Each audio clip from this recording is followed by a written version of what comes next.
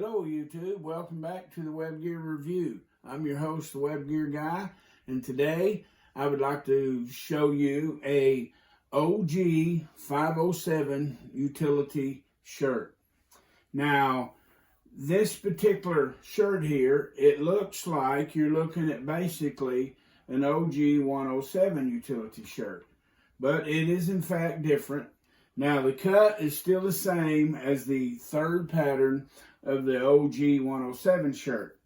Now, this particular shirt here that we're looking at here, it's dated 1978. But the specifications for this shirt was dated 25th of August, 1975. Okay? Now, the nomenclature on this shirt would be shirt, man's, utility, cotton, durable press, OG-507. Now, these are very easily spotted by this yellow tag right here. Now, I know you probably can't see that tag very good, but as you can plainly see, this one is dated 1978. So, this shirt is dated 3 years after it come out. Now, the testing on these shirts here, field testing of this uniform, not only the shirt, but the pants of the Dura-Press, was actually scheduled to begin in 1972 of March. But I don't know what happened, but it was delayed. And then so the testing started here in the United States, March 9th, 1973 on this shirt. But the way I understand it from what I've read is that privately purchase of this shirt could be made as early as 1970 in some of the post exchanges. Now let's look at the shirt itself. As you'll see, it's just like the third pattern OG-107.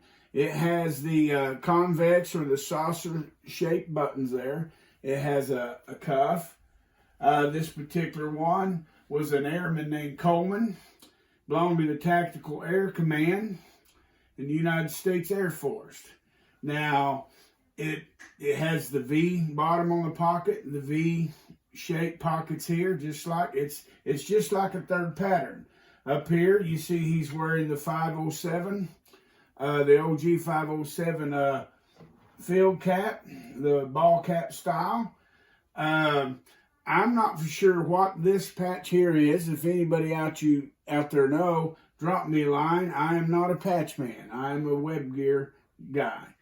But anyway, as you turn this thing on around, you'll see that it looks just like a third pattern of a OG-107. The difference is the OG-107s, to keep a nice, they wrinkled real easy. And they kept a nice, they would starch them and stuff. And I've seen them things just starch flat as a pancake before. Now with these here, you can just pull them out and throw them on. I mean, it's like permanent press. It's Dura-Press. It's made out of poly cotton. You can simply put it on. One other thing about this shirt, and then we'll move on, is see up here, it has two places to put pencils right here. Well, right there, let's see, there we go. It's got one here, and then it has another one beside it. But however, unlike the OG-107s, there is no pencil pocket in there. It just simply slides down into the shirt right there, okay? Now, these things here, if I remember correctly, they go from around 1975 to 89, I believe, is when they were phased out. I did a video the other day on the pants that belong to this OG-507 uniform. So I tell you what, if you guys would like this kind of content, if you'd hit that like button and hit subscribe and share these videos, that'd highly help me. And I want to thank everybody that has subscribed to the Web Gear Review. Thank you for watching.